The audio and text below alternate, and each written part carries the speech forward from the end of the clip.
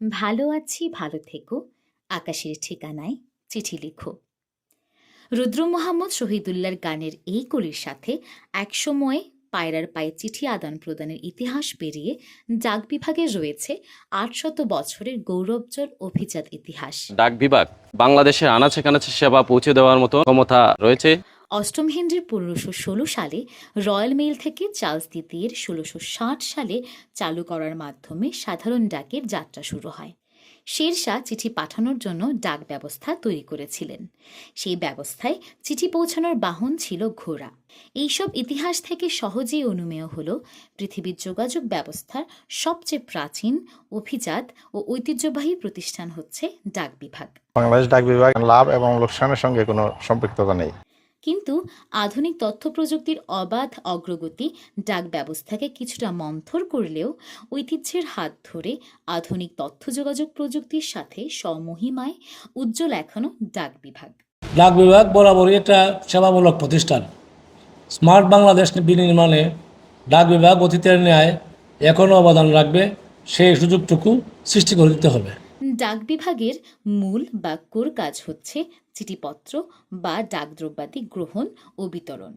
এর সাথে agency service হিসেবে উচ্চ মুনাফায় মেয়াদি আমানত, সঞ্চয়পত্র বিক্রি, মোবাইল মানি অর্ডার বা ইএমটিএস খুবই জনপ্রিয় ও সকল শ্রেণী পেশার মানুষের আস্থার জায়গা হলো পোস্ট অফিস। আসসালামু আলাইকুম। আচ্ছা, এটা নাকি লুস্কানি প্রতিষ্ঠান? না, এখানে এটা তো সেবামূলক প্রতিষ্ঠান। এখানে তো লাভ লোকসানের প্রশ্ন তো আসার কথা না। যেমন ধরেন আপনার ফায়ার সার্ভিস, সে কি লাভ দিচ্ছে? সেবা করছে। সুতরাং আমরা যেহেতু সেবাই আমাদের আদর্শ, সেখানে লাভ লোকসানের প্রশ্নই আসে না। আচ্ছা, আরেকটা প্রশ্ন, ডাক বিভাগের বর্তমান অবস্থান এবং ভবিষ্যৎ পরিকল্পনা কি? দেখুন, যে আমরা এখন ডিজিটাল বাংলাদেশ থেকে আমরা স্মার্ট বাংলাদেশে পরিণত হচ্ছে। হ্যাঁ, বাংলাদেশ ভিশন 2041 বা রূপকল্প 2041 নিয়ে আমরা এগোচ্ছি। 2041 রূপকল্পটা কি? সেখানে আমরা উচ্চ আয়ের দেশ হব, আমরা উচ্চ আয়ের দেশ হিসেবে মর্যাদা লাভ করব। সেখানে আমাদের জিডিপি থাকবে $2580। তো সুতরাং এই সময়ের তালে, সময়ের বিবর্তনে আমাদের ডাক বিভাগ কিন্তু এগিয়ে যাচ্ছে। আমরা এখন স্মার্ট সার্ভিস দিচ্ছি। আপনি জেনে আনন্দিত হবেন যে আমরা আগে অ্যানালগের সঞ্চয়পত্র বিক্রি করতাম, এখন আমরা অনলাইন সঞ্চয়পত্র বিক্রি করছি। আমাদের এসবিএফডি, যেখানে সাধারণ মানুষ সেখানে ক্ষুদ্র সঞ্চয় করে এবং উচ্চ মুনাফা দেয়, এই ক্ষুদ্র সঞ্চয় উচ্চ মুনাফা সেটা কিন্তু আমাদের এখন অনলাইন হয়ে গেছে, অনলাইন বেসড হয়ে গেছে। আরও জেনে থাকবেন যে আমরা এখন যে চিঠিপত্র বাংলাদেশের যে জায়গায় আপনি পাঠান না কেন, আপনি কিন্তু অনলাইন ট্র্যাকিংয়ের মাধ্যমে জানার সুযোগ হচ্ছে। তাছাড়া এখন হচ্ছে আমরা এসডিতে আমরা প্রবেশ করছি। এসডিটি হচ্ছে যে সাস্টেনেবল ডেভেলপমেন্ট গোলস। তা সাস্টেনেবল ডেভেলপমেন্ট গোলসে 8 নম্বর পয়েন্টে বলা আছে যে এখানে সুবন কর্মসংস্থান, সৃজন এবং স্থিতিশীল কর্মসংস্থান সৃষ্টি করা।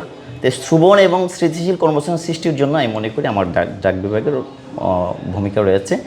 আমরা এই ভূমিকা পালন করতে চাই।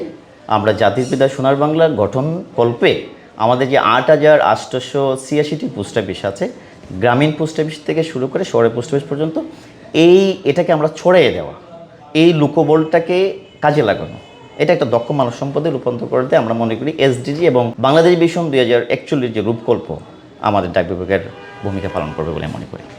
প্রান্তিক পর্যায় থেকে শুরু করে শহরে নগরে 8886টি পোস্ট অফিসের প্রায় 14,000 কর্মকর্তা কর্মচারী, বিস্তৃত নেটওয়ার্ক ও জনবল রয়েছে। তথ্য ও যোগাযোগ প্রযুক্তির ছোঁয়া লেগেছে ডাক বিভাগেও। মোবাইল ট্র্যাকিংয়ের মাধ্যমে চিঠি, পার্সেল ও ডাকদ্রব্যাদি কোথায় আছে সেটা জানার সুযোগ রয়েছে। প্রতিটি জেলায় অবস্থিত প্রধান ডাকঘর সহ উপজেলা এমনকি গ্রামীণ পোস্ট অফিসেও এই সেবার আওতায় রয়েছে। ডাক বিভাগ আসলে আমরা প্রান্তিক পর্যায় থেকে শুরু করে আমাদের উপজেলা পর্যায়ে এবং জেলা পর্যায়ে আমাদের যেসব পোস্ট অফিস আছে সবগুলো আমাদের বর্তমানে ডিজিটাল সেবা প্রদান করে যাচ্ছে এবং আমাদের মাননীয় প্রথম প্রতিমন্ত্রী মহোদয়ের নির্দেশনা মোতাবেক এবং আমাদের সম্মানিত মহাপরিচালক মহোদয় এবং আমাদের পিএমজি পোস্টমাস্টার জেনারেল মহোদয়ের সার্বিক তত্ত্বাবধানে আমরা কিন্তু স্মার্ট সেবা প্রদান করে যাচ্ছি। সম্প্রতি হবিগঞ্জ প্রধান ডাকঘর চট্টগ্রাম থেকে ফ্রোজেনের মাধ্যমে 6 বক্স মাছ 24 ঘন্টা সময়ের মধ্যে পৌঁছে দিতে সক্ষম হয়েছে। ফ্রোজেন বক্সে মাছ অল্প সময়ের মধ্যে বিলি টক অব দ্য টাউনে পরিণত হয়ে গিয়েছে। আমি ম্যাঙ্গো রেস্টুরেন্টের ওনার, যেটা হবিগঞ্জে অবস্থিত। আমার আসলে চিটাগাং, কক্সবাজার এবং বিভিন্ন জায়গা থেকে ফ্রোজেন কিছু আইটেম আসে, যেমন মাছ জাতীয় জিনিস।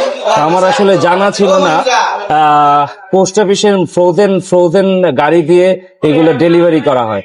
তো আমার এক্সপিরিয়েন্সটা আসলে খুবই ভালো ছিল, ওনাদের সার্ভিসটা অসম্ভব রকমের ভালো লেগেছে। 24 ঘন্টার মধ্যে ওনারা একদম আমাদের রেস্টুরেন্টে ফ্রোজেন অবস্থায় পৌঁছে দেন। তো আমরা এটার উত্তরোত্তর অগ্রগতি কামনা করি। ভবিষ্যতে আমি ডাকঘরের সাথে থাকতে চাই।